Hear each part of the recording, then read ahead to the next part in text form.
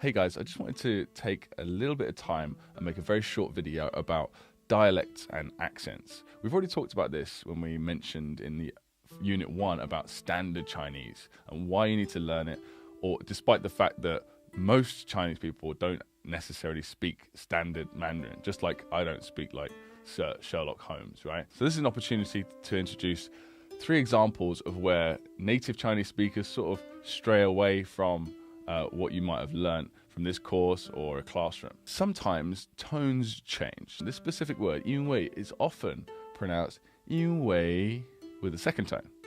Why?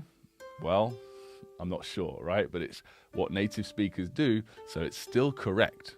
It's just a little bit different from what you might be taught. Now, the next one here, this is not anything specifically related to this character alone or this word, but it's just an interesting thing that often happens where people from the north, usually, they will pronounce W's or U's, right, as a V sound.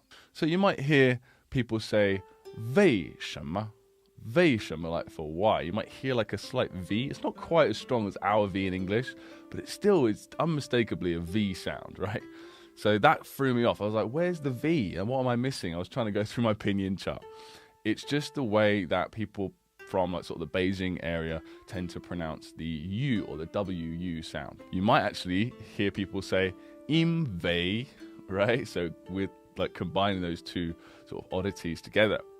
Again, it's just something to be aware of. You can't ever say that a native speaker is wrong, but maybe they're not pronouncing Chinese as absolutely textbook standard Chinese. Another one, this is more like from the south, the R sound in Chinese. Like for example, 生日.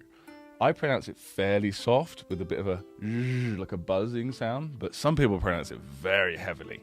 So it's like be like 生日, 生日. It's almost like the ZH pronunciation. And also, just like we mentioned in the standard pronunciation video in Unit 1, it's good to be aware of how and have a solid foundation of standard Chinese so that you can hear these differences. And I can guarantee you what you've learned in this course is absolutely standard, and you'll be able to pick out new sounds to be able to say, oh, okay, that's different from what I've heard, so that must be an accent. Or that must just be an interesting way that this particular area says a particular word, okay? It's nothing to worry about. You can adopt it if you wish, but just be careful. Again, mixing north and south. So these first two are from the north. This is something that I actually do as well. So instead of saying 不知道, like we learn, like I don't know, like, well, don't know, right? 不知道. People from the north will often say 不知道 or 不知道, right? So it's just like a shortcut. Just like I don't say I'm going to go. I say I'm going to go. Or I don't know. I don't know. I don't know. It's just like a shorter way of doing it. And feel free to adopt these, like I say. Just know that it's not technically standard, but it is fun and makes your life a little bit easier. Bra.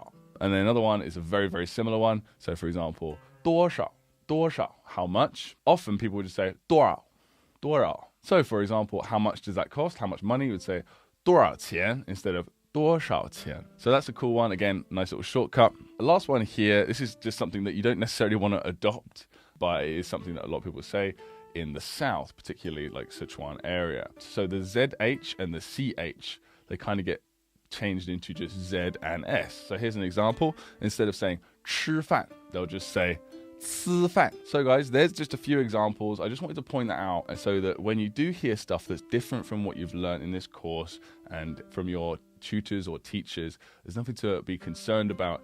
It's more often than not just someone with a dialect or an accent, okay? Now, there's actually a few things you can do to be prepared for these little differences, right?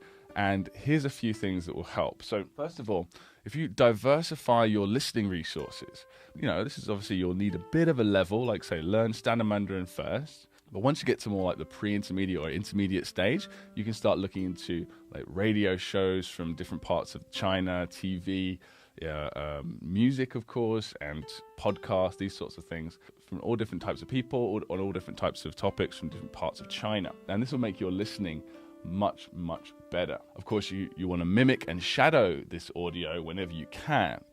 So you can take these podcasts and choose someone that you are interested in or an accent that you like, and you can mimic that and shadow it. And of course, traveling around China is a great way to be prepared for these. So if you're coming to China or you live in China now, if you take a little trip around, you can sort of have a little taste of all these different dialects and accents. And of course, read up on different accents and dialects. There's actually like dictionaries you can get specifically for specific dialects. Now, of course, this is for a little bit later on, but I just wanted you to be aware of all this stuff, okay?